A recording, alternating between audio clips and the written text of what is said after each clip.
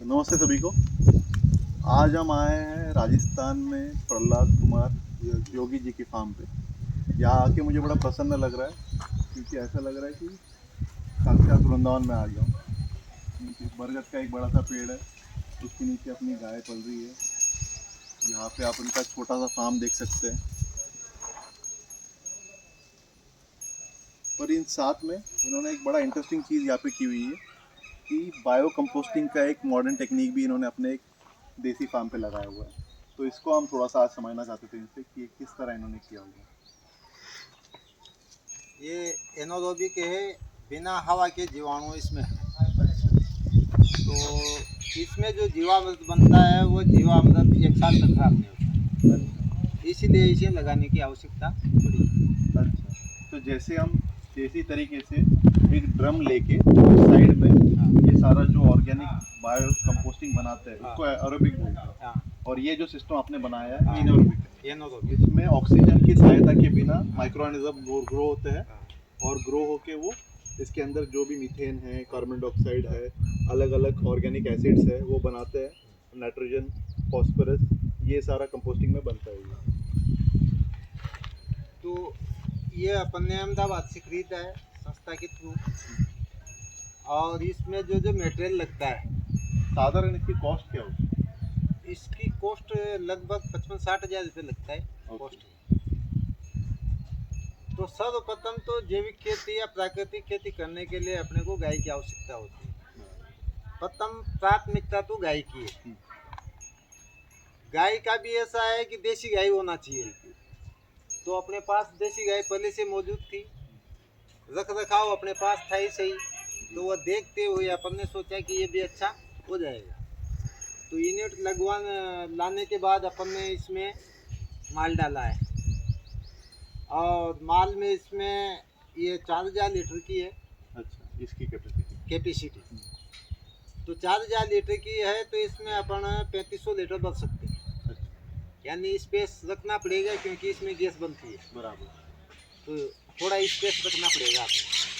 500 की जगह 700 की रह जाए स्पेस तो कोई दिक्कत नहीं, पर स्पेस रखना ही है।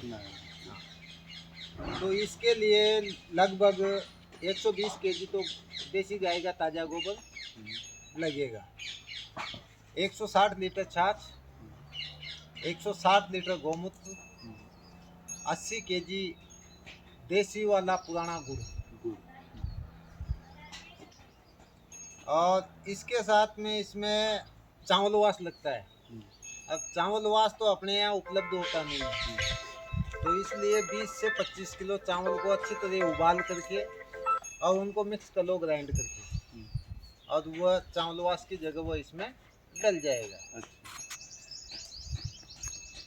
तो ये सारी चीज़ें डलने के बाद इसमें और न्यूट्रिशन पाने के लिए एलोवेरा डाल देंगे, लगभग 60 केजी अच्छी प्रकार से क्रश करके, साबुत एलोवेरा को क्रश करके डायरेक्ट डाल। सहजन की पत्ती डाल देंगे 50-60 किलो। सहजन की पत्ती मतलब यानी मोरिंगा, जिसको मोरिंगा अपन बोलते हैं, ड्रमस्टिक की पत्ती है। हाँ, बड़ी औषधि होती है। हाँ, तो वो इसमें न्यूट्रिशन का काम अच्छा करती है। ये डलने के बाद इन सभी चीज़ों का ड्रम के हिसाब, जैसे अपने पास 200 लीटर का ड्रम है तो इसमें 18-20 लीटर जो ड्रम लगेंगे उन सभी का एक अनुपात बना लेते हैं और एक ड्रम में सभी को एक अनुपात डाल देते हैं।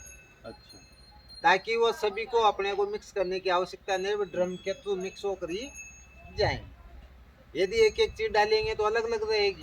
समझ गया। तो इसमें डालते वक्त पहले सब कुछ मिक्स कर लेना। हाँ। और फिर 15 ड्रम डालना है, तो इक्वल क्वांटिटी में इसके अंदर डाल के इसको भर देना। नहीं, इसमें जैसे 5 लीटर गोमूत्र डाल लिया, 4 किलो गोमूत्र डाल लिया। अच्छा, तो इसका एक स्पेसिफिक क्वांटिटी है, उसमें मिला के इतना इसकी फाइनल क्वांटिटी होने तक डालते रहो। समझ गए। तो वो इसी में मिल जाएगा, अलग से मिलाने की आवश्यकता नहीं। समझ गए। तो इसमें जो है ये सभी चीज़ें बैक्टीरिया के खाने के लिए है। तो इसमें लगभग 40 से 45 दिन में अपने फुल फॉर्म में डेवलप हो जाते हैं। उसके बाद में हम इसको काम में लेने के लिए तैयार हो जाता है। तो इस ड्रम के थ्रू इसमें डालेंगे, इसमें आ जाएगा। इसमें आने के बाद में यहाँ इसमें गैस बनेगी, अच्छा। इसमें मीथेन गैस बनेगी। ये मटेरियल बनने के बाद लगभग 10 से 15 दिन के बाद में गैस बनना प्रारंभ कर देगी। तो इसमें तो आएगी मीथेन गैस जो जलाने के काम आएगी। अगर बाय द वे अपन कहीं चले जाते हैं या इसको जला नहीं पाते हैं तो टैंक में ओवरलोड होगा गैस का। इसके लिए ये निकासी पाइप है ओवरलोड का, वॉल जैसा काम करता वाल है। जैसा काम करता है। इसमें पानी भरा हुआ है तो इसमें वही गैस निकलेगी जो ओवरलोड होगी। अन्यथा एक्सेस गैस है हाँ, ओवरलोड ना हो ना और हो। इसका कैपेसिटी बनती है कैपेसिटी फूल ना जाए, हाँ, इसलिए जो एक्सेस है पानी के द्वारा प्रेशर बना रहेगा। प्रेशर ज्यादा प्रेशर ज़्यादा बना तो प्रेस रिलीज होगा हो तो वो जाएगा। निकल जाएगी। बढ़िया। ये इधर इसका आउटपुट है जो इसमें से बायो कंपोस्टिंग निकलेगा। अच्छा। तो इस वाल्व के थ्रू इस ड्रम में ले लेते हैं उसको। अच्छा। तो इसमें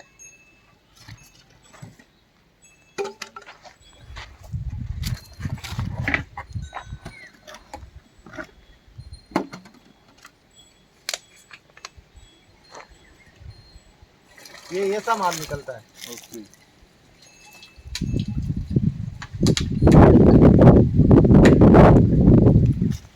ये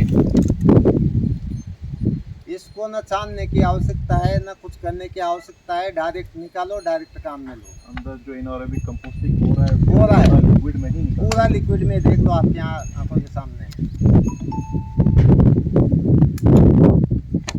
तो ये बोतल इसकी भरी हुई है। इसको यदि स्प्रे में काम में लेते हैं तो 15 लीटर की जो टंकी होती है अपने उसमें आधा लीटर डाल दो। एक बीघा में लगभग 3 टंकी का स्प्रे होता है तो 1.5 लीटर लगता है।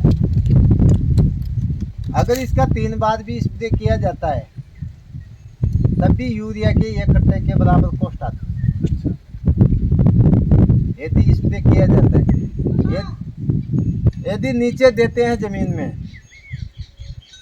तो थोड़ा ज़्यादा लगेगा तो उससे ज़मीन भी उपजाऊ होगी। स्प्रे में तो एक बार ही खेती कर पाते हैं अपन, जिस फसल को स्प्रे करेंगे वही फसल आएगी। ज़मीन में देते हैं तो जीवाणु की संख्या ज़मीन में बढ़ जाती है। तो अब में ये चीज़ें कम देने की आवश्यकता पड़ती है, ज़मीन में देने से ये फ़ायदा है।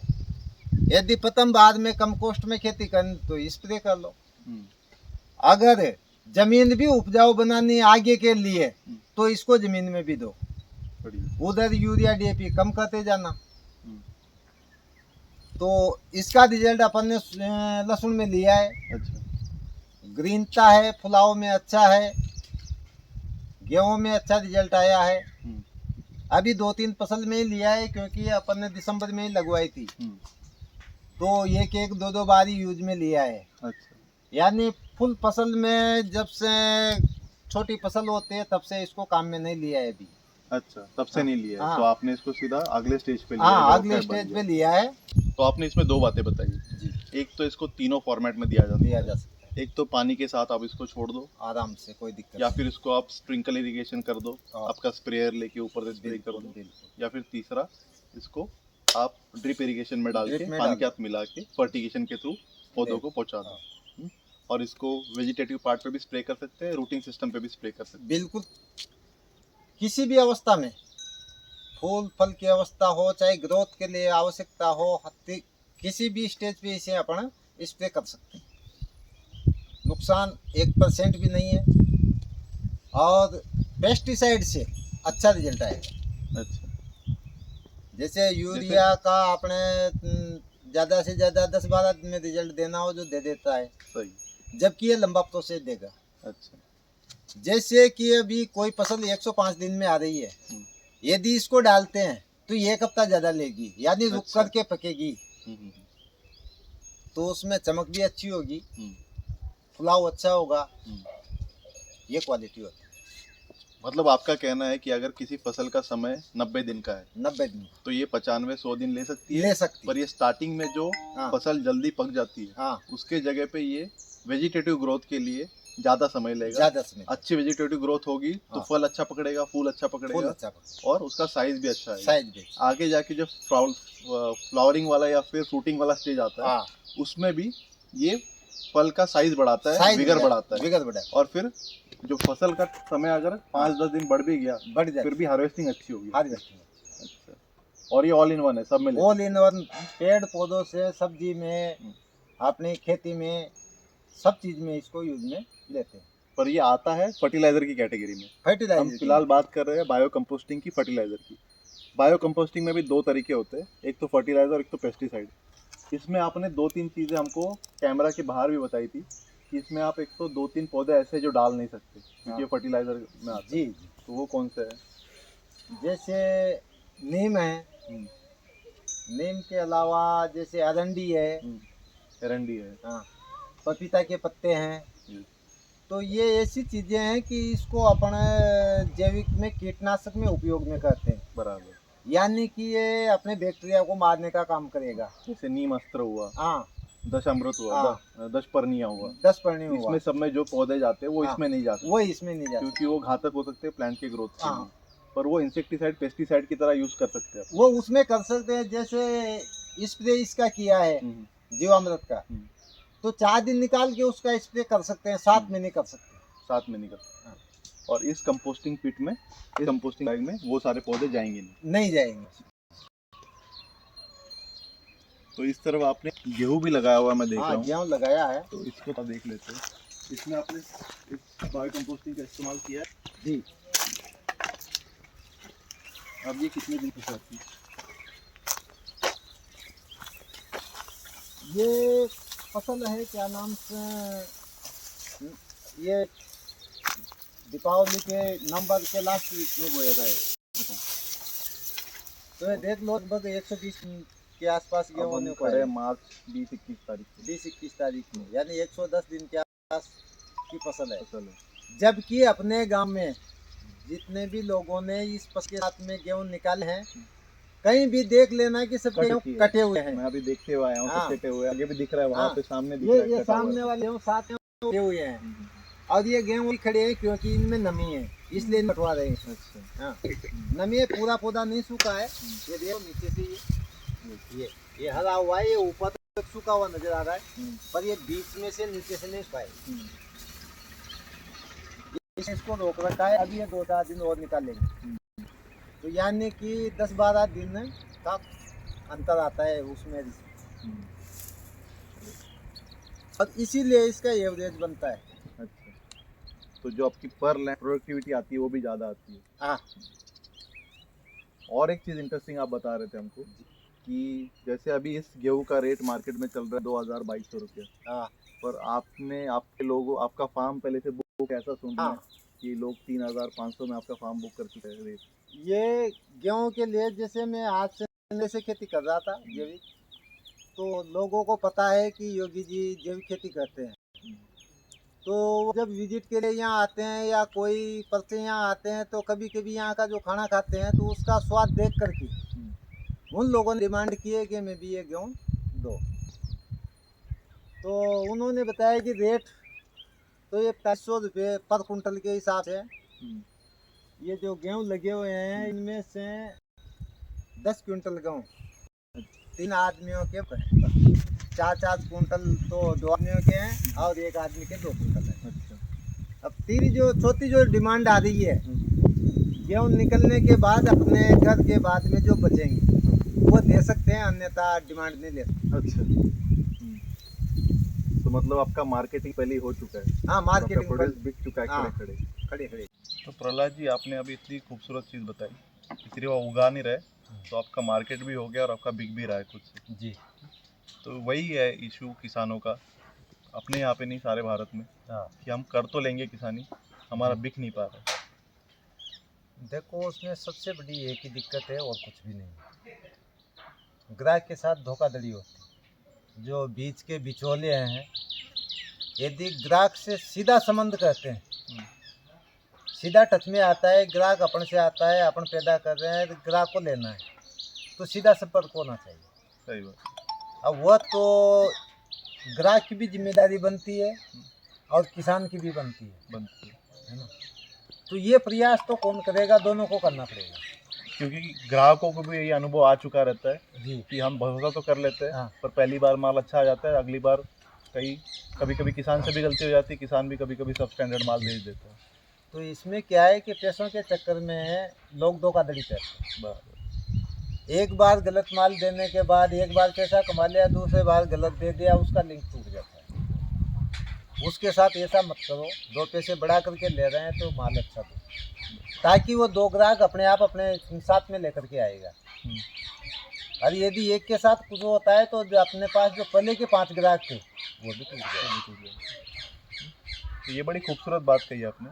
दूसरा इसके अंदर क्या है कि अभी पहले वाला ज़माना तो रहा नहीं कि गांव का किसान गांव में रह गया, शहर का आदमी शहर में रह गया। नहीं, अभी आज सारी दोनों भी दुनिया एक साथ आ रही है जी। साथ में किसानों के पास भी व्हाट्सएप जैसा, इंस्टाग्राम जैसा, यूट्यूब जैसा टूल है। वो भी है। आज 500 किलोमीटर दूर आदमी बैठा हुआ भी अपने संपर्क में उसको फोटो डाल सकते हैं, डाल उसको क्या कर रहे हैं रोज अगर स्टेटस पर डलता रहेगा, लोग अपने संपर्क में तो देखते रहेंगे, कांटेक्ट कर सकते हैं। सीधा अपन यहाँ से पहुँचाने के लिए भी पहले जैसी व्यवस्था नहीं है कि आज कुरियर से कोई भी चीज़ कहीं भी पहुँच सकती है, कहीं भी पहुँच सकते, उसको ट्रैक करा सकते हैं, सामने वाला ग्राहक देख सकता है कि कब किसान के यहाँ से निकला, कब मेरे यहाँ पहुँचेगा। तो ये सारी चीज़ों का भी इस्तेमाल किसान कर सकता है। तो ये सबसे बड़ी खूबी किसान की भी जिम्मेदारी बनती है और ग्राहक की भी बनती है, और दोनों को इसमें संतुष्ट होना पड़ेगा। बड़ी सही बात है, आपसे प्रेरणा लेने वाली बात है। मैं तो अपने साथ जो घटित हुआ है वह बता रहा हूँ। जो मैंने अब तक अपने जीवन में देखा है वो चीज़ मैं आपके साथ शेयर कर रहा हूँ। सही बात है, अनुभव से आदमी सीखता है जी। और आपको इतना अच्छा अनुभव आया है तो आपके अनुभव से सीख के बाकी किसान क्यों ना ऐसा करें। तो अभी अपने साथ और भी किसान जुड़ रहे हैं। अभी कम से भी कम अपने पास 200-300 किसानों की टीम तैयार हो रही है, क्योंकि जो अपने पास एक बार आता है, देखता है, तो उसकी भी इच्छा ये जागृत होती है कि मैं भी ऐसा क्यों ना बनूं। तो काफ़ी चीज़ों की चर्चा होती रहती है, इसको कैसे किया जाए। तो अपने पास जितना अनुभव है तो सामने वाला जब भी पूछता है तो उसको हम बराबर बताते हैं। बढ़िया जी। साथ साथ में हम कब से ये वीडियो बना रहे हैं, पर आपके गाय को देख के मुझे बड़ी उत्सुकता हो रही है कि जाके उनको देखूं, समझूं आपसे। चलते हैं, गाय भी दिखाएंगे आपको।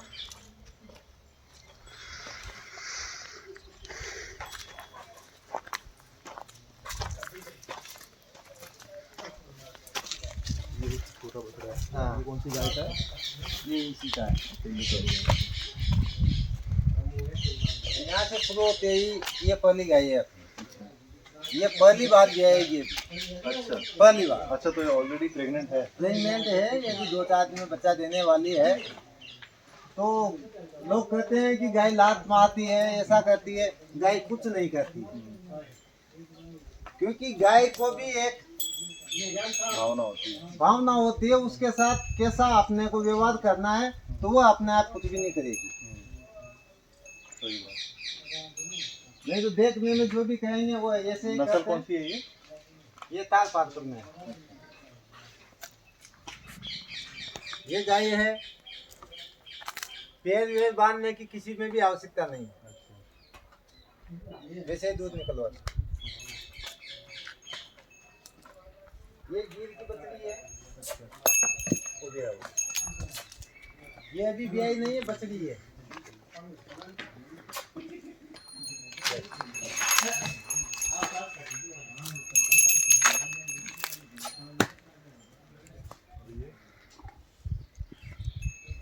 इसको अपने पास रखना नहीं है, ये तो देंगे। ये देसी से थोड़ी अलग हट करके है। अच्छा, इससे मैं देख रहा हूँ इसका हम हाँ एचएफ की क्रॉस की लगी है। क्रॉस की अपने देसी गाय थी, वो कहीं क्रॉस हो गई, इसलिए इसका जन्म हुआ है, तो इसको रखना नहीं है। और ये आपका सूखा हुआ गोबर आता है। हाँ, अच्छा, पर ये सूखा हुआ गोबर अपने उसमें नहीं जाता, ये नहीं जाता, अपना इसमें सिर्फ ताज़ा गोबर जाता है, ताज़ा अपने गोबर बायो जाता है। कंपोस्टिंग में। और साथ साथ में आपका ये फार्म लगा हुआ है, इसका भी ह्यूमिक एसिड बना सकते हैं अपन, क्योंकि ये कम से भी कम 1 साल पुराने होना चाहिए। और इनको गला करके जो पानी निकलेगा वो ह्यूमिक एसिड में काम करता है। और वहाँ पे आपका गाय का चारा लगा हुआ है। ये नेपियर घास है, ये इधर क्या नाम से बर्तन लगाई हुई है। तो ये गाय का जो चारा है इसमें भी पूरा यही चीज काम में लेते हैं, कोई पेस्टिसाइड यूरिया डीएपी नहीं है। तो नेपियर घास तो यहाँ मिलती नहीं है। ये नेपियर में बिजोलिया से लेकर के आया था, भीलवाड़ा से। अच्छा। 4 साल पहले लेकर के आया था और ये लगाई थी अभी मैंने। आप लगाते हैं। तो इसको भी आप स्टेप में लगाते हो क्या, कि स्टेप में इस तरह लगाऊं कि पहली काटूं तो दूसरी अगले 15 दिन नहीं, में आ एक जाए? साथ लगा दो, जैसे जैसे कटती जाएगी, इधर से कटेगी तो वो इधर से बढ़ती जाएगी, उधर से वापस इधर से रिटर्न हो जाता है।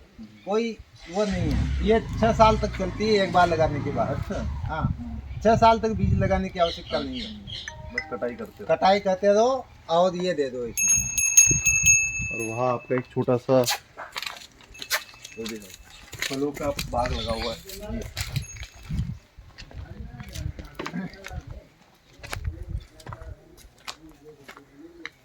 यहाँ से आ जाओ।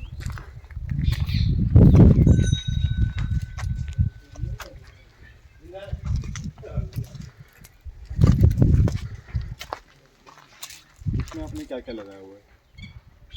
अंजीर दिख रहा है तो। ये तो अंजीर है, अच्छा। पपीता लगाया है, अच्छा। बीच में अमरूद है, हाँ। बीच में सब्जी भी कर रखी है इसमें। इतना स्पेस दिया है कि बीच में सब्जी भी लग सकती है। जी, ये इसमें धनिया बोया है गर्मी का। इधर टमाटर हैं, उधर टमाटर हैं, भिंडी उधर कोने पर हैं, तो इधर मिर्ची लगी हुई है। अच्छा।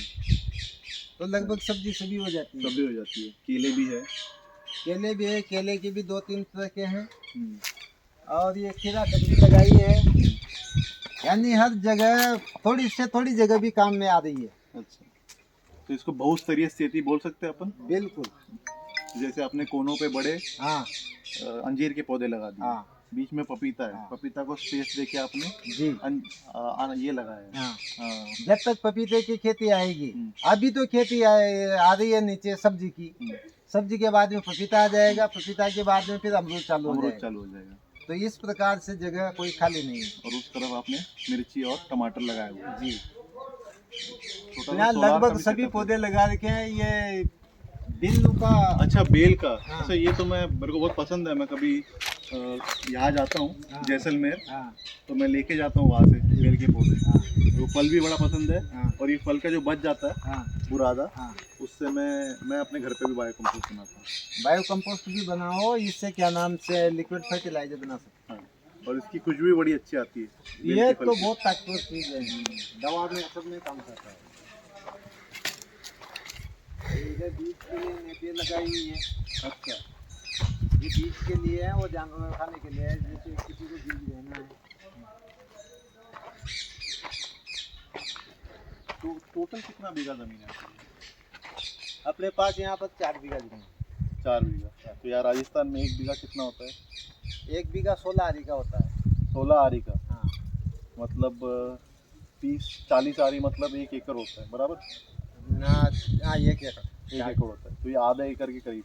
तो आपके हाँ, पास। आधा एकड़ से ऊपर है। हाँ, तो आपके हाँ, पास कितना 50 बीघा, कितना बीघा है बोला आपने? 4 बीघा। 4 बीघा, मतलब यानी- 2-2.5 एकड़ के करीब आपके पास जमीन। हाँ, नहीं 2.5 एकड़ का तो पूरा यही हो जाता है। हाँ। 1 बीघा। हाँ, एकड़ हो जाता है। यानी 60 के आसपास मान लो, यानी 1.5 एकड़ के आसपास। 1.5 एकड़ के आसपास। तो इतनी छोटी ज़मीन होने के बावजूद आपने बहुत अच्छी प्लानिंग की हुई है। प्लानिंग किया है, जैसे देखते रहते हैं जो अपने कृषि विभाग वाले हैं, थोड़ा उन्होंने गाइडलाइन किया है, उस हिसाब से चलते फिर काम करते करते ये अनुभव हो जाता है कौन सी चीज़ कौन सी जगह पे करना। मैं भी किसानों को यही बताता रहता हूँ। किसान वीडियो देख के मैसेज करते हैं कि हम कैसे करें। मतलब आपके पास सरकारी विभाग है, केवीके है, केवीके में जाइए, हर जानकारी मिलती है। और आपके ज़िला के हिसाब से जो भी अच्छी चीज़ें हैं वो केवीके आपको बताता रहता है। देखो, किसानों की सबसे बड़ी एक मजबूरी है। किसान क्या करता है, एकदम ही छत पे जाने की सोचता है और वहाँ वो डिपेंड कर जाता है, क्योंकि ज़्यादा इन्वेस्टमेंट कर देता है और उतना वो काम कर नहीं पाता है। तो छोटे से शुरू करो, जब उसमें सक्सेस जो है फिर आगे ट्रायल ले लो, एकदम से बड़ा करने की कोशिश। जैसे अपन ने लगाए हैं 30 या 40 पौधे लगाए, 10 पौधे से शुरू करो। अब एक साथ 2 एकड़ का बगीचा लगा दिया, कोई बीमारी आ गई, खर्चा कितना हो गया। सही बात है। तो उसमें फर्क पड़ा। जैसे अपने इन पपीतों में बीमारी आ गई थी, तो अपन ने यहाँ पर जो देसी दवा बना करके और यूज में ले वापस इसका ग्रोथ चालू हो गई। सभी पौधों की देख लो आप, अच्छा, ये बीच में से ये नए पत्ते इसमें आ नए रहे पत्ते आ गए, ये चालू हो गए, बीच में से बंद हुए थे। ये इसके बीच वाले कितने छोटे पत्ते हैं, ये खराब हो गए थे, अब वापस इसने ग्रोथ कर ली है। हैं। अच्छा, जबकि बाजार से एक पैसे की भी दवा नहीं लाई। दवा नहीं आई। और पपीता में तो बहुत सारी रासायनिक दवाई डालनी पड़ती है। यहाँ इस पपीते में 1 रुपए की भी दवा नहीं है, जो बना है सब अपने हाथ का बना वो हुआ है। कोने वाले में तो फल आए हुए हैं ऑलरेडी पपीते। काफी पपीतों में आए हुए हैं, वो चालू हो गए। ये लेट लगवाए थे इसलिए इसमें अभी फल थोड़ा देर से आएगा। अच्छा, ये अगस्त के पौधे हैं, जबकि मार्च अप्रैल में लगना चाहिए, तो इसलिए यहाँ थोड़ी ये दिक्कत दिखती है। चलिए प्रहलाद जी, बहुत अच्छा लगा आपसे मिलके। आपको भी बहुत बहुत धन्यवाद, आपने आपका कीमती समय निकाल कर के नहीं, हमारा काम समय कीमती है, आप आपने किसान, यहाँ आपका समय थोड़ा कीमती समय है। दिया है, तो बहुत बहुत आपका भी धन्यवाद। धन्यवाद जी। उम्मीद करता हूँ कि आपसे बहुत सारे किसानों को प्रेरणा मिलेगी। और हमारा ये पहला वीडियो है जो यूट्यूब पे आ रहा है, तो आप देखिए। आपको अगर किसानों से कनेक्ट होना है, प्रहलाद जी से कनेक्ट होना है, तो मैं आपका नंबर दे दूंगा, आप इनसे कनेक्ट हो सकते हो, इनसे प्रेरणा लो। बाकी किसान अपने आप से खुद ही एक साइंटिस्ट है, तो करते रहो प्रयोग। और देखो, अनुभव ही सबसे बड़ा है, अनुभव ही सबसे बड़ा है, सबसे बढ़िया बात, किताबी ज्ञान कुछ भी नहीं है। कुछ भी नहीं, जो प्रैक्टिकल अपन करते हैं उससे बड़ा कोई साइंटिस्ट हो ही नहीं कोई सकता। नहीं सकता। क्योंकि मेरा किया हुआ है, हर आदमी ये कहता है कि पपीता का रोग जाता नहीं है। यहाँ आप देख सकते हैं किसी भी पपीते में। मैंने भी किताबों में वही पढ़ा है। हाँ तो मैं अगर आपको बता दूं ऐसा आके, हाँ, तो आप तो मेरे को झुठला दोगे। तू नहीं होगा तो जुटलाई। तो इस नोट पे हम आप सभी को धन्यवाद करते हैं। धन्यवाद। और देखते रहिए, हमें फॉलो कीजिए, लाइक कीजिए अपना वीडियो अगर आपको अच्छा लग रहा है तो। धन्यवाद।